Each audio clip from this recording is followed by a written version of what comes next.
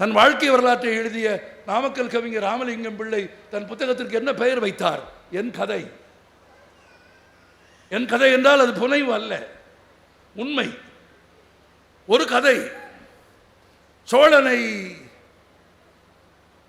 தாழ்த்தி தன்னை உயர்த்திய பட்டினத்தார். அடுத்த கதை பட்டினத்தாரை தாழ்த்துகிறது, பத்திரிகாருக்கு பாடம் போட்டுகிறது. ஊருக்கு வெளியே எங்கோ சாப்பிட்டு விட்டு ஒரு வயல் வரப்பில் தலையில் கை வைத்து படுத்திருந்தார் பட்டினத்தார். அந்த ஊரில் வாழ்கிற ஒரு பெண் தண்ணீர் எடுக்க போனாள் ஆற்று.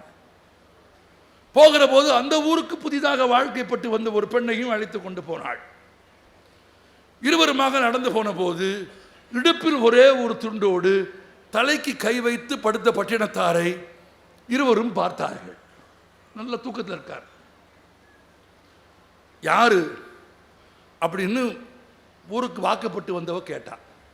ஊர்க்காரி சொன்னா, எங்க ஊர்ல பெரிய பணக்காரராக இருந்து செல்வந்தராக இருந்து துறவி ஆயிட்டாரு பாரு. அப்படியே வயக்காட்டில் வரப்புல சும்மா படுத்திருக்காரு, பஞ்சு மெத்தை பட்டு மெத்தை எல்லாத்தையும் விட்டுட்டு படுத்திருக்காரு அப்படின்னு. அவருடைய துறவின் சிறப்பை நீ பார் அப்படின்னா. அவர் 2 அடி எட்டி வச்சோடனே அவர்கிட்ட சொன்னான், எனக்கு ஒன்றும் அப்படி சிறப்பாக தெரியலையே அப்படின்னு. யாரு? அந்த ஊருக்கு வந்தவ. ஏன்னா, தூங்குறதுக்கு சொகுசா தலைக்கு கை வச்சுட்டு படுக்கிற புத்தி இன்னும் இருக்குன்னா அவன் முழு சாமியார்னு நான் நினைக்கல. இன்னும் அவனுக்கு அல்லையில கொடுக்கறதுக்கு கை தேவைப்படுதுன்னா அவன் துறந்தவன்னு தெரியல, சொகுசு தேடுறான் அவன் அப்படின்ட்டா. அவள் அடி பேசாம பெரிய மனுஷன் காதில் விழுக போகுதுன்னு 2 பேரும் ஆற்றுக்கு போய் தண்ணி எடுத்துட்டு திரும்ப வரும்போது இவர் கேட்டுட்டார். எதை கேட்டார்? அவ சொன்னதை கேட்டார். உடனே கையை எடுத்துட்டு வரப்பை விட்டுட்டு வெறும் தரையில் படுத்துட்டார். இல்லை, நான் துறந்தேன் என்று அவளுக்கு உணர்த்துவதற்காக பண்ணிட்டார். இப்போ ஊர்க்காரி கேட்டா, அடி பாவி சண்டாளி, எல்லாத்தையும் விட்டுட்டு குறைந்தபட்சம் கையை தலைக்கு வச்சு படுத்திருந்த மனுஷனை நீ பேசின பேச்சு பொறுக்க மாட்டாம அந்த மனுஷன் கையையும் எடுத்து வரப்பையும் விட்டுட்டு தரையில் படுத்திருக்கான் பாரு, இப்போ ஒத்துக்கிறியாடி அப்படின்னா. யாரு? அவ. என்னடி ஆச்சு உனக்கு அப்படின்னா. என்ன சாமியாரு, தன்னை பத்தி மற்றவன் என்ன பேசுறான்னு கவனிச்சுக்கிட்டே இருக்கிற ஒருத்தனை நான் முழு சாமியா இருந்த என்னைக்கு ஒத்துக்குவேன்னு கேட்டா. ஒரு கதை பட்டினத்தாருக்கு அதிகாரம் கொடுக்கிறது, ஒரு கதை பட்டினத்தாரின் அதிகாரத்தை கேள்விக்குள்ளாக்குகிறது. கதைகள் எப்போதும் என்றைக்கும் எல்லா கதையிலும் நல்லவர்கள் ஒருபோதும் தோற்றதில்லை, தீயவர்கள் ஒருபோதும் வென்றதில்லை. ஜெயிச்சிருக்காங்க. அப்படி ஒருவேளை ஒரு கதையில, ஏதாவது ஒரு கதையில நல்லவன் தோத்து தீயவன் ஜெயிச்சிட்டான்னு வந்துட்டா 2ஆம் பாகம் கதை இருக்குன்னு அர்த்தம். கதை அங்க முடியலேன்னு அர்த்தம். கதை எங்க போய் முடியும்? நன்மையின் வெற்றியிலே தான் போய் முடியும். ஒரு கதை, ஜப்பானிய கதை. ஒரு துறவி காட்டுக்குள்ள போறான். நிறைய துறவிகளா வர்றாங்க இன்னைக்கு கதையில. ஒரு துறவி காட்டுக்குள்ள போறான், தனியாளா போறான். எதுக்கு ஒரு பெரிய சிங்கம் அவனை பார்த்துருச்சு. நல்ல பசி. சிங்கம் அவனை அடிக்கணும்னு வேகமாக அவனை நோக்கி ஓடி வருது. துறவி பார்த்தான், எங்கேயாவது தப்பிச்சு ஓடி போய் ஏறிடலாம்னு பார்த்தா கண்ணு கட்ட தூரம் வரைக்கும் மரம் இல்லை. மரமே இருந்தால் கூட அவனுக்கு மரமேற தெரியாது. அது நமக்கு தெரியும். என்ன பண்ணுறதுன்னு தெரியலை. திகச்சு போய் நிற்கிறான். சிங்கம் வேகமாக வருது. எதிர்த்து சண்டை போட்டு சிங்கத்தை கொன்று விட்டு பிறகு ஒரு பெண்ணோடு காதல் செய்கிற அளவுக்கு அவன் தமிழ் சினிமா கதாநாயகனா? ஒன்றும் செய்ய முடியாது. துறவி பார்த்தான், எப்படியும் சாக போகிறோம், சாவதற்கு முன்னால கடவுளை நம்பி கடவுளத்தில் வேண்டி விட்டு பிறகு சாவோம் என்று முடிவெடுத்தான். சும்மா வேண்டலை, அசலாக வேண்டினான். அப்படியே மண்டி போட்டான், கண்களை மூடினான், இருக்க மூடினான். இறைவா இறைவா இறைவா என்னை காப்பாற்று என்று வேண்டினான். சும்மா ஒப்புக்கல்ல, மனமுருக வேண்டினான். அவன் தெய்வத்தை, அவன் கடவுளை வேண்டி மனமுருக வேண்டினான். 1 நிமிடம் ஆயிற்று, 2 நிமிடம் ஆயிற்று, 5 நிமிடம் ஆயிற்று, ஏன் 7, 8, 10 நிமிடம் ஆகிவிட்டது. சிங்கத்தை காணோம்.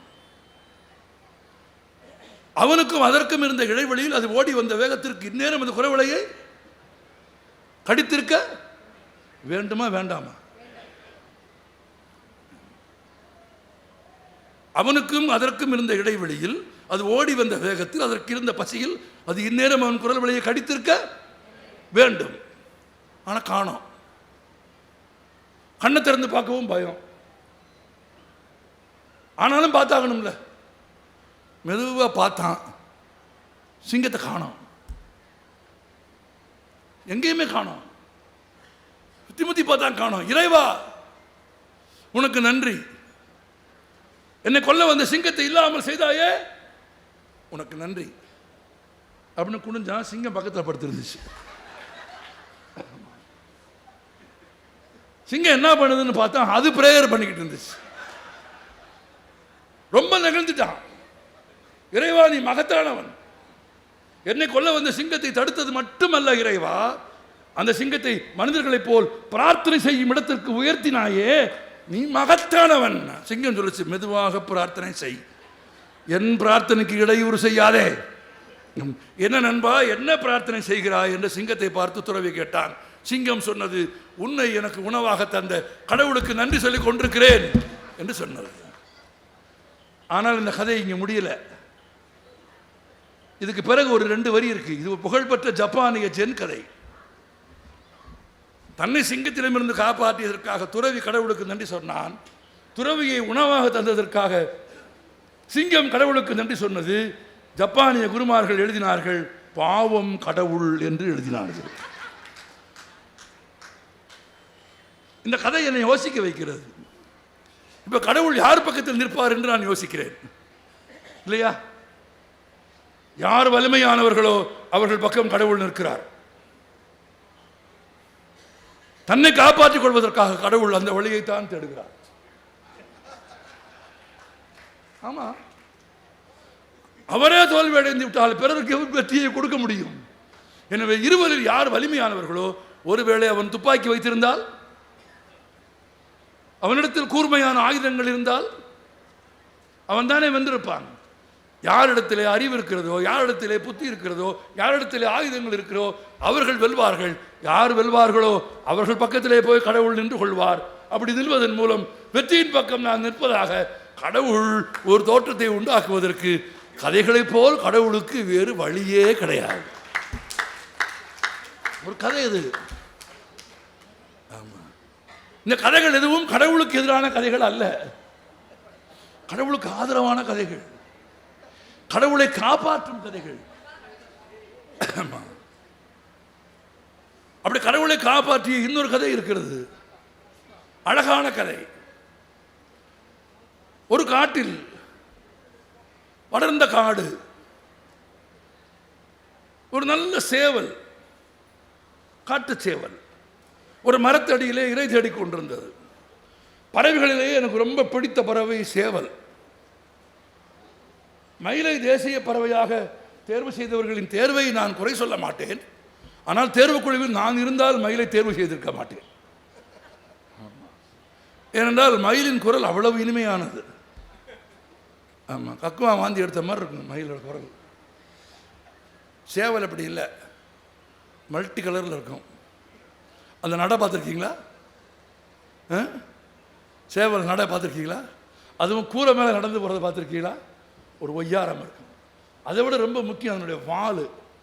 எஸ்எல்பிக்கு ரொம்ப பிடிக்கும். கதிர் அருவா மாதிரி இருக்கும், கதிர் அருவா மாதிரி இருக்கும். அப்படி அப்படி சடக்குன்னு.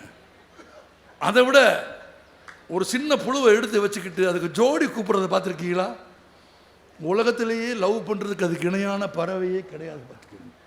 அப்படி வச்சுக்கிட்டு 10 கோழியில் ஒரு கோழியை செலக்ட் பண்ணி அதுக்கு அந்த சாப்பாடை கொடுத்து அது கூடவே நாள் பூரா தெரியும். அப்படி ஒரு காட்டு சேவல். அது மட்டும் இல்லை, பல கலர். யார்? அது மட்டும் இல்லை, காலை 4 மணிக்கு எந்திரிச்சு உலகையே எழுப்பும் ஆற்றல். மேய்ஞ்சிக்கிட்டு இருக்கு. அங்கே தூரத்தில் ஒரு நரி பார்த்துருச்சு. நல்ல சாப்பாடு இன்னைக்கு அப்படின்னு வேகமாக ஓடி வந்துச்சு. நரி வர்றதை பார்த்த உடனே சேவல் டபக்குன்னு மறந்து போய் மேலே உட்காந்துக்குச்சு. மேலே உட்காந்துக்கிட்டே நரி எதிர்பார்க்கல. மெதுவாக தானே ஓடி வந்தோம், கரெக்ட் டைமிங் தானே வந்தோம். கண்டுபிடிச்சி மேலே போயிட்டானே இவன், ஆனாலும் ஏதாவது ஒரு வழியை பண்ணி கீழே இறக்கிடுவோம் அப்படின்ட்டு. நண்பனே, யாரு நண்பனேன்னு சேவலை கூப்பிட்டது யாரு? நரி. நண்பனே, உன்னோடு கொஞ்ச நேரம் விளையாடலாம் என்று தானே வந்தேன். யாரு? நரி. அப்படியா? யாரு? சேவல். வா விளையாடலாம். விளையாட வேண்டும் என்று எனக்கும் ஆசையாகத்தான் இருக்கிறது, ஆனால் களைப்பாக இருக்கிறது. யார் சொன்னா? இல்லை, நீங்கள் நம்ப மறுக்கிறாய். விளையாடாமல் நான் உன்னை கொண்டு விடுவேன் என்று நினைக்கிறாய். நான் உன்னை கொல்ல மாட்டேன், இறங்கி வா, நான் விளையாடலாம்.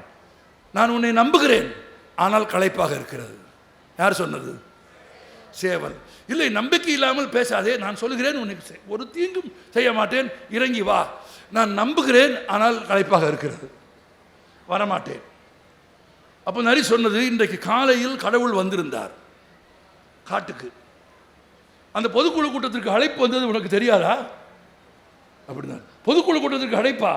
எனக்கு வரவில்லையே. நாங்கள் எல்லோரும் போயிருந்தோம். என்ன நடந்தது? கடவுள் வந்திருந்தார். என்ன சொன்னார்? இந்த உலகத்தில் கருணையையும் கொல்லாமையையும் நிலைநிறுத்த வேண்டும் என்று நான் விரும்புகிறேன். இனிமேல் யாரும் யாரையும் கொல்லக்கூடாது. பிறகு சாப்பாட்டுக்கு வழி. கடவுள் சொன்னார், கவலைப்படாதீர்கள், அவரவர்களுக்கு தேவையான உணவை அவரவர்கள் இடத்தில் கொண்டு வந்து நானே கொடுப்பேன். சிங்கங்களே, மான்களை கொல்லாதீர்கள், மான்களே, தாவரங்களை கொல்லாதீர்கள், நரிகளே, சேவல்களை கொல்லாதீர்கள், உங்களுக்கு தேவையான உணவை நான் கொண்டு வந்து கொடுப்பேன் என்கின்ற காலையில் கடவுள் சொன்னதை நீ கேட்கவில்லையா? அப்படியா? இப்படி ஒரு கூட்டம் நடந்த தகவல் எனக்கு கிடைக்கவே இல்லையே. சுற்றறிக்கை வர தாமதமாகிவிட்டது போல தெரிகிறது. இருந்தாலும் பரவாயில்லை, இருந்தாலும் பரவாயில்லை என்று சேவல் சொன்னது யாருக்கு நம்பிக்கை வந்தது? நரிக்கு வந்துச்சு. இருந்தாலும் பரவாயில்லை, ஆனாலும் களைப்பாக இருக்கிறது. சேவல் வரல. என்னடா அது, எவ்வளோ முயற்சி பண்ணாலும் ஒன்றும் பண்ண மாட்டேங்கிறானே. ரொம்ப யோசனை பண்ணி பார்த்து நரி ஒரு முடிவு எடுத்தது. நான் திரும்பவும் சொல்கிறேன், இனி இந்த காட்டில் யாரும் யாரையும் கொல்ல மாட்டார்கள். கடவுள் கொடுத்த வாக்குறுதி, இறங்கி வா. சேவல் சொன்னது, நான் நம்புகிறேன், இனி இந்த காட்டில் யாரையும் கொல்ல மாட்டார்கள், எல்லோரும் எல்லோரோடும் விளையாடத்தான் செய்வார்கள். நீ எதற்கு வந்தாய்? என்னை கொல்லவா வந்தாய்? எதற்கு வந்தாய்? என்னோடு விளையாடத்தானே வந்தாய். நான் நம்பவில்லை என்றால் நினைக்கிறாய்? நான் உன்னை முழுமையாக நம்புகிறேன், ஆனால் எனக்கு களைப்பாக இருக்கிறது. ஆனால் நீ விளையாட வேண்டும் என்ற ஒரு விருப்பத்தை நான் நிறைவேற்றி வைக்க விரும்புகிறேன். கொஞ்சம் திரும்பிப்பார், பின்னால் ஒரு சிறுத்தை வருகிறது, நீ அதனோடு சேர்ந்து விளையாடு என்று சொன்ன கணத்திற்கு பிறகு நரி அங்கு நின்று இருக்குமா? உங்களை தரமிறக்க விரும்புகிறவர்கள், உங்கள் உயிரை பறிக்க விரும்புகிறவர்கள், உங்களை கீழ்மைப்படுத்த விரும்புகிறவர்கள், உங்களை தெருவில் இழுத்து புரட்டி விட வேண்டும் என்று விரும்புகிறவர்கள் கடவுளின் பெயரையும் பயன்படுத்துவதற்கு தயங்க மாட்டார்கள் என்பதை இந்த கதை எனக்கு உணர்த்துகிறது. இதற்கும் 2024 தேர்தலுக்கும் தொடர்பு இருந்தால் மகிழ்ச்சி. என்ன தொடர்பு என்று கேட்டால் அது தனிக்கதை. அதுக்கு இன்னொரு 1 மணி நேரம் கொடுத்தால்தான் அதை பற்றி பேச முடியும். ஏற்கனவே இவங்க கடிகாரத்தை பார்க்க ஆரம்பிச்சிட்டாங்க. அப்போ கதைகள் என்ன சொல்கிறது? கதைகள் அறிவு தருகிறது, கதைகள் மகிழ்ச்சி தருகிறது, கதைகள் உற்சாகம் தருகிறது, கதைகள் புதிய சிந்தனைகளை உண்டாக்குகிறது, கதைகள் புதிய கதைகளை உருவாக்குகின்றன. நாங்கள் கதைகளை படித்துத்தான் கதைகளை எழுத வந்தோம். தொடர்ந்து வாசிக்கிறவன், தொடர்ந்து கதைகளோடு வாழுகிறவனால் கதைகளை உருவாக்க முடியும். அப்படி உருவாக்கும் ஆற்றலை கதைகள் அவனுக்கு தரும். சித்திரம் கைப்பழக்கம், செந்தமிழும் நாப்பழக்கம், வைத்ததொரு கல்வி மனப்பழக்கம் என்று அவ்வை பாடியது சாதாரணமானதில்லை. அதற்கு எது மிக முக்கியமானது? ஒன்றுதான் முக்கியமானது, வாசிப்பது. வாசிப்பது என்பது ஒரு கொண்டாட்டம். வாசிப்பு என்பது ஒரு துக்ககரமான செயல் அல்ல. வாசிப்பு என்பது ஒரு உற்சாகமான ஒரு நிகழ்ச்சி. நல்ல வாசிப்பில் கண்ணீர் பெருக வேண்டும். ஜியு போப் சாமிநாதையருக்கு திருவாசகத்தை பற்றி எழுதிய கடிதம் வந்த போது கடிதத்தை பிரித்து பார்த்த சாமிநாத ஐயர் மையில் தொட்டு எழுதும் பேனாவில் ஜியு போப் எழுதியிருந்த கடிதத்தில் 2-3 இடங்களில் தண்ணீர் துளிகள் விழுந்திருப்பதை பார்த்தார். தண்ணீர் துளிகள் விழுந்திருக்கிறதே என்று கேட்டபோது போப் சொன்னார், திருவாசகத்தை பற்றி எழுதுகிற போது கண்ணீரை என்னால் அடக்க முடியவில்லை, எழுதுகிற போது பெருகிய கண்ணீரில் அது வந்தது என்று போப் சொன்னார். தமிழை தாய்மொழியாக கொள்ளாத ஜியு போப்புவையே உருக்கிவிடும் ஆற்றல் நம் மொழிக்கு உண்டு, நம் கதைகளுக்கு உண்டு. மனம் விசாலமாக இருக்க வேண்டும். மனம் ஒற்றையடி பாதையாக இருக்கக்கூடாது. மனம் ராஜபாட்டையாக இருக்க வேண்டும். அதில் பறவைகளும் விலங்குகளும் மனிதர்களும் நோக்கும் திசையெல்லாம் நாமன்றி வேறில்லை என்று நினைக்கும் எண்ணம் வேண்டும். இந்த எண்ணத்தை நீ எப்படி பெறுவாய்? உனக்கு என்ன பேசிவிட்டு போகிறாய்? வழி சொல் என்று ஒருவர் கேட்கலாம். நான் சொல்கிறேன், இன்னும் கூட சொல்கிறேன். என்னை விட ஒரு நண்பர் கேட்டார், புஸ்தகம் படின்னு சொல்கிறீங்க சார், படித்த உடனே தூக்கம் வரும் சார். தூங்கு, நீங்கள் தானே படிக்க சொன்னீங்க. நான் தான் சொன்னேன். நீ என்ன சொன்ன? படித்த உடனே தூக்கம் வரும். தூங்கு. முழிச்சிருந்து இன்னொருத்தனுக்கு கெடுதல் பண்ணுறதை விட நீ தூங்கிட்டேன்னு வச்சுக்க, அதை விட சிறந்த புத்தகம் இந்த உலகத்தில் உண்டா? தூங்கு. எவ்வளோ நாளைக்கு தூங்குவ? உனக்கே வெக்க வந்துடும். அப்புறம் படிக்க ஆரம்பிச்சிருவேன். சிறிய சிறிய அழகிய கதைகளை படித்து படிக்க படிக்க மனம் விசாலமாகுமா? விசாலமாகும். ஆமாம், மன்னிப்பின் பெரு வெளிச்சத்தை, துரோகத்தின் இரத்தவாடையை, வெற்றியின் உன்னதத்தை, தோல்வி கற்றுத்தரும் படிப்பினையை, எல்லாவற்றையும் கற்றுத்தரும் வல்லமை கொண்டவை கதைகள். அதற்கு மனம் பெரிதாக இருக்க வேண்டும். அந்த மனதை பெரிதாக்கும் ஆற்றல் வாசிப்புக்கு உண்டு. 100 ரூபாய்க்காவது புத்தகம் வாங்குங்கள். ஒரு சிறிய நூலகத்தை வீட்டில் உருவாக்குங்கள். உங்கள் குழந்தைகள் உங்கள் வாழ்நாளின் இறுதி நாட்களில் உங்களை கண்ணியமாக நடத்த வேண்டும் என்று நீங்கள் விரும்பினால் குழந்தைகளுக்கு வாசிப்பின் இன்பத்தை கற்றுக் கொடுங்கள். இல்லாமல் ஒரு தலைமுறையை நீங்கள் உருவாக்க முடியாது. மனம் விசாலமாகாது. நிறைவாக ஒரு அழகான கதை. இன்னொரு நாட்டு நிறைய கதைகள் இருக்கிறது. நேரம் கருதி ஒரே ஒரு கதை, அழகான கதை. ஒரு அரசனுக்கு தொடர்ந்து துன்பங்கள் வந்து கொண்டே இருந்தது. நான் பல கூட்டங்களில் பல 1000 முறை சொல்லி இருக்கிறேன். திரும்பவும் கூறியது இந்த குற்றத்திற்கு ஆளாக நான் கவலைப்பட மாட்டேன். நான் பல ஊர்களில் சொல்லியிருக்கிறேன். அலைகள் பொங்கி ஆர்ப்பரிக்கும் ஒரு மகா சமுத்திரத்தை கூட காலில் துளிக்கூட ஈரம்படாமல் நீங்கள் கடந்து போய்விட முடியும். திரும்பவும் சொல்கிறேன், அலைகள் பொங்கி ஆர்ப்பரிக்கும் ஒரு மகா சமுத்திரத்தை கூட காலில் துளிக்கூட ஈரம்படாமல் நீங்கள் கடந்து போய்விட முடியும். ஆனால் வாழ்க்கை என்னும் சிறு நதியை கண்ணீர் இல்லாமல் எந்த கொம்பனாலும் கடந்து போய்விட முடியாது. இரவும் பகலும் போல இன்பமும் துன்பமும் மாறி வரும். ஒரு பழைய தனிப்பாடல் இருக்கிறது, எஸ்எல்பிக்கு தெரியும் நினைக்கிறேன். ஈன மழை பொழிய இல்லம் வீழ அகத்தடியால் நோவுற்று வீழ என்ற ஒரு பழைய தனிப்பாடல் இருக்கிறது. ஒரு மனிதனுக்கு என்னவெல்லாம் துன்பங்கள் வரும் என்று உலகத்தில் எந்த இலக்கியமும் சொல்லாத ஒரு பாடல் அது. நீங்கள் தேடி படிக்க வேண்டும்.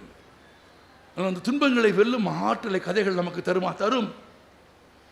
எனக்கு தந்திருக்கிறது. என் 21வது வயதில் என் தாய் இறந்து போன நாளில் அவரது பூத உடலை எரியூட்டுவதற்கு சில மணி நேரங்கள் காத்திருக்க வேண்டியிருந்தது. நாங்கள் குடியிருந்தது ஒரு வாடகை வீட்டில். எனவே நீண்ட நேரம் வீட்டில் உடலை வைத்திருக்க அனுமதி கிடையாது. 5 மணிக்கெல்லாம் எடுக்க வேண்டும் என்று சொல்லிவிட்டார்கள். கட்டி கொடுத்த அக்கா வருவதற்கு இரவு 9 மணி ஆகும். 9 மணி வரை மயானத்தில் போய் காத்திருப்பது என்று முடிவெடுத்தோம். மதுரையின் மிகப்பெரிய தத்தநேரி மயானத்தில் 10 அடி தொலைவில் என் தாயின் பூத உடல் இருக்க, அருகில் மயங்கி கிடக்கும் தந்தைக்கு பக்கத்தில் 20 அடி தூரத்தில் நான் என் நண்பர்களோடு அமர்ந்திருந்தேன். இன்னும் 2 மணி நேரம் காத்திருக்க வேண்டும். அது எளிதானது அல்ல. ஒரு தாயின் மரணம் அப்படி எளிதாக கடந்து போகக்கூடியது அல்ல. நான் பின்னாளில் எழுதினேன், இறந்து கிடந்தது அம்மாவே அல்ல, அச்சு முறிந்து கிடந்த அப்பாவின் அதிகாரம் என்று எழுதினேன். தன் வாழ்நாள் முழுவதிலும் அப்பா இட்ட கட்டளைகளை, அப்பா இட்ட உத்தரவுகளை, அப்பாவின் உரத்த குரலை செயலாக்குவதே வாழ்க்கையாக கொண்டிருந்த ஒருவள் செயலற்று கிடந்த தருணம். ஒரு நண்பன் சொன்னான், அவனும் இன்றைக்கு உயிரோடு இல்லை, ஒரு கதை சொல் என்று சொன்னான். தத்தநேரி பொது மயானத்தில் 20 அடி தூரத்தில் என் தாயின் உடல்.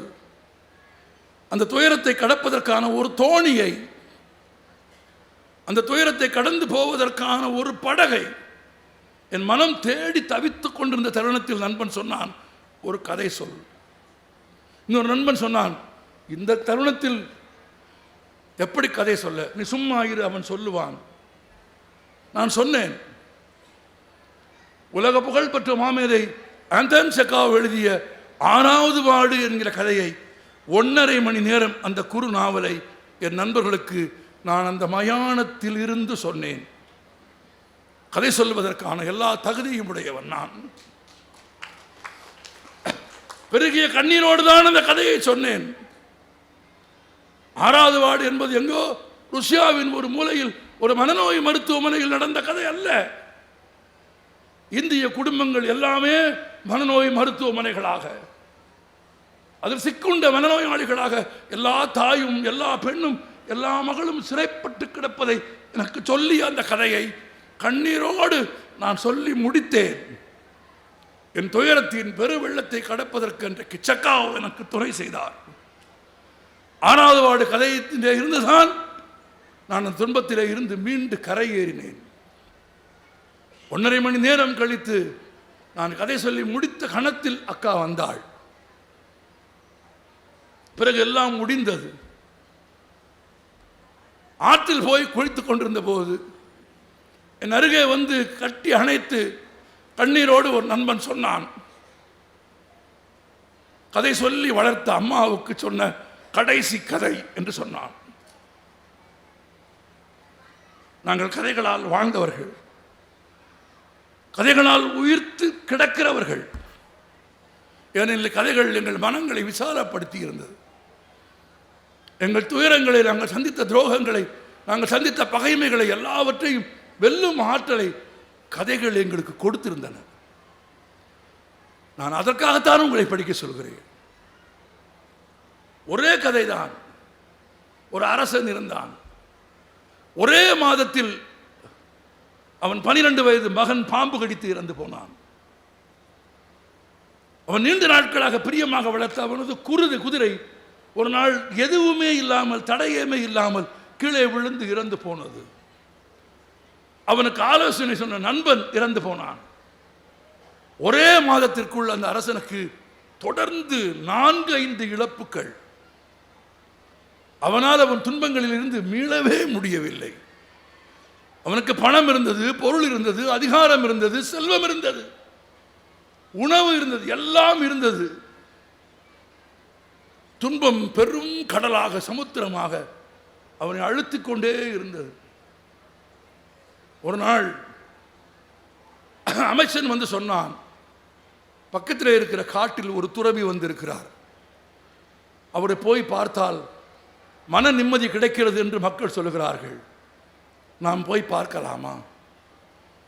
எதை தின்றால் பித்தம் தெளியும் என்று காத்திருந்த அரசன் போகலாம் என்று போனான். எல்லாவற்றையும் சொன்னான். எல்லாவற்றையும் கேட்டுக்கொண்டிருந்து விட்டு துறவி சொன்னார், அரசனே, அரண்மனைக்கு போய் ஒரு கையளவு கல் உப்பு கொண்டு வா என்றார்.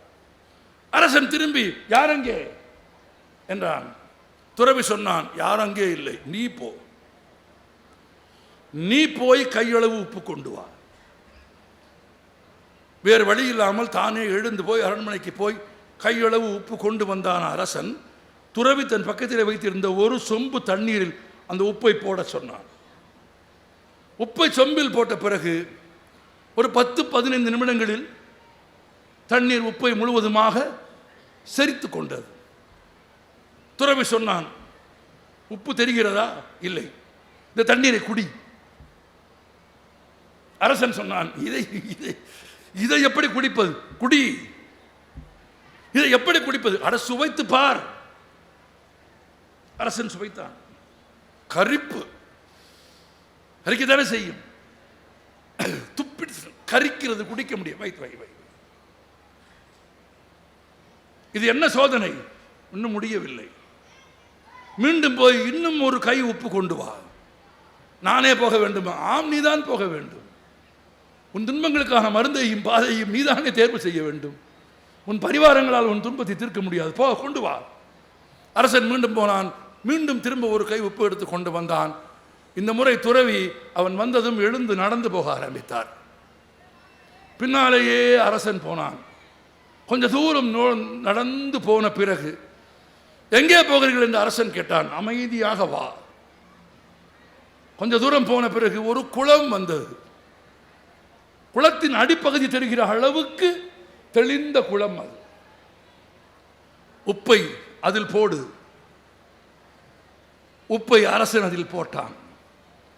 உப்பு தண்ணீரில் விழுந்து தரைமட்டத்திற்கு போவதே அந்த தண்ணீர் கண்ணாடி போல காட்டுகிறது. பார்க்க பார்க்க உப்பு முழுவதுமாக கரைந்து விட்டது. அரசன் சொன்னான், இப்போது தண்ணீரை குடி என்றான். அரசன் சொன்னான், இப்போது குடித்தால் கரிக்காது, குடி, சுவைத்து பார். அரசன் எழுந்து ஒரு கையை எடுத்து தண்ணீர் குடித்து விட்டு சொன்னான், கரிக்கவில்லை. துறவி சொன்னான், அதே கையளவு உப்புதான், அதே துன்பந்தான். அதை சிறிய சொம்பிலே போட்ட போது உன்னால் அதை ஏற்க முடியவில்லை, உன்னால் அதை உண்ண முடியவில்லை. அதை பெரிய குளத்தில் போட்ட போது அது உன் துன்பங்களை எல்லாம் ஏற்றுக்கொண்டு உன்னை அருந்தும் இடத்திற்கும் பக்குவத்திற்கும் அது கொண்டு வந்து சேர்த்தது. உன் மனம் ஒரு செம்பை போல சிறியதாக இருந்தால் எல்லா துன்பங்களும் கரிக்கும் மகனே.